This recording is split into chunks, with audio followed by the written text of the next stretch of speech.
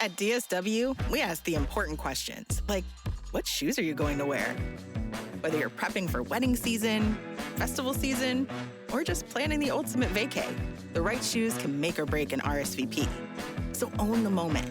You've got big plans, and we've got just the shoes, at the perfect price, of course. Get ready to get ready with Designer Shoe Warehouse. Head to your DSW store or dsw.com today, and let us surprise you. Welcome to Ask Amy from What Fresh Hell Laughing in the Face of Motherhood, solving your parenting dilemmas one question at a time. This week, a listener wrote in to say, my spouse and I are planning to leave our kids for the weekend for the first time. They're 6, 5, and 3. What's the best way to prepare my kids? 2 of them, yes, including the oldest, will cry even if I'm just going out to dinner. We'll be leaving really early on Saturday morning, so do I get them up to say goodbye? Is that a bad idea? Do I tell them beforehand, or is this something best addressed at the last minute? Hooray, I'm so happy for you. You're going away for the weekend. Okay, I wouldn't say this is last minute. I would talk about it with my kids for about a week. Here's an approach that has worked for me. This is an exercise in my favorite thing, which is branding. This is all in how you present this to the kids. It is not, sweetheart, we have to sit down. I have to tell you something. I know this is going to make you sad. Mommy's going to be away for 2 nights, but mommy will miss you so much. You don't need to approach it that way. And it won't work very well. This is how you approach it. Oh my gosh, I have such exciting news for you guys. You are having a sleepover with Christina, or grandma and grandpa are going to come here and they're going to sleep here for 2 nights, and build into it some part of it that's only enabled by your not being there. It's going to be just grandma and grandpa and you guys, no mom and dad. And then if your parenting partner can be home, have your spouse say something like, what? I want to stay and watch Frozen and eat pizza on blankets on the living room floor. No. You can't. This is only for the kids and grandma and grandpa.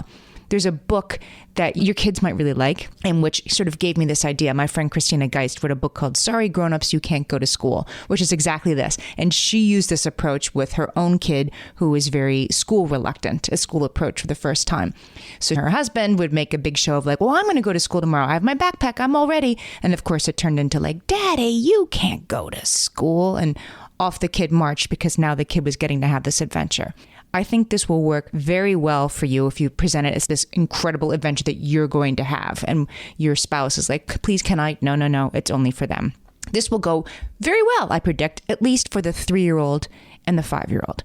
The 6-year-old, I mean, it depends. Every kid is different, right? The 6-year-old, if I had to predict which one would be sort of like, I'm not sure I go for this. It might be the 3-year-old who's still completely devoted to you. And it might be the 6-year-old who's like, I don't really buy into this.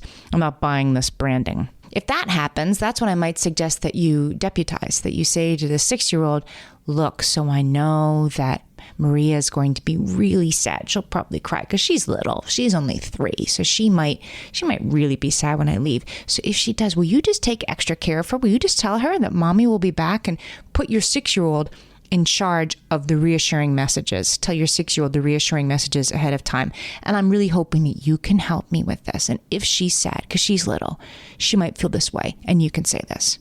The last part is, you asked whether you should get them up really early on Saturday morning to say goodbye. I wouldn't do that. They're going to be tired. They're going to be cranky. They're going to be dysregulated. And the chance that that'll lead to like tears and upset for whoever you're leaving them with is probably not great. So I would say goodbye on Friday night. You can make that a little extra special. You can give everyone a little more time. Let them think you're leaving on Friday night, and then just, get up and leave on Saturday morning. So at least you own the sort of unwinding of it rather than dumping it on the babysitter or whoever. Now, none of this guarantees that you will have 0 tears, right? You might have 3 kids crying, you might have 1 kid crying, or you might have none. But even if you have kids with tears, that doesn't mean you shouldn't go. And it definitely doesn't mean that you should feel guilty if there are those tears. Your kids are attached to you. That's okay. But through this experience, they're going to learn great things. They're going to learn resilience. They're going to get to spend time with somebody else who loves them. They're going to understand that they're safe with grown-ups besides their mom. They're going to feel great about having done this on the other side when you come home and give them extra hugs. They'll have adventures. They'll have things to tell you. They will feel great about themselves once this is over.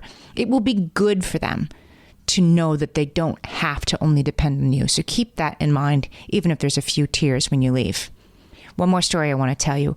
When my oldest kid was in second grade, he had the chance to leave me for the weekend for the first time to go and stay at his friend's grandmother's house for the friend's birthday. They were taking 4 friends for the weekend, 8-year-olds. He was a little scared. He'd never done something like this before. We kind of had to respond if he was going to go to the party or not. And he just was so stuck and finally said, "Mommy, I can't decide. I really want to go. And I think I will have a good time, but what if I really, really miss you?" And I said, "What if you really, really miss me and you have a good time? What if both happen? Would that be okay?" And he thought about it and he said, "Yeah, that would be okay." And I said, "Okay, why don't you do that? We know you'll have a good time. You might miss me, but if both happen, great. And if only one happens, it'll be the you part where you have a really good time."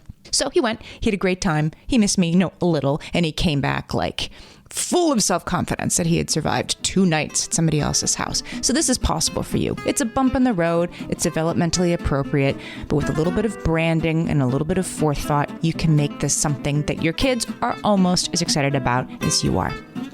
Send us your parenting questions and we might answer yours next. Email us questions@whatfreshhellpodcast.com.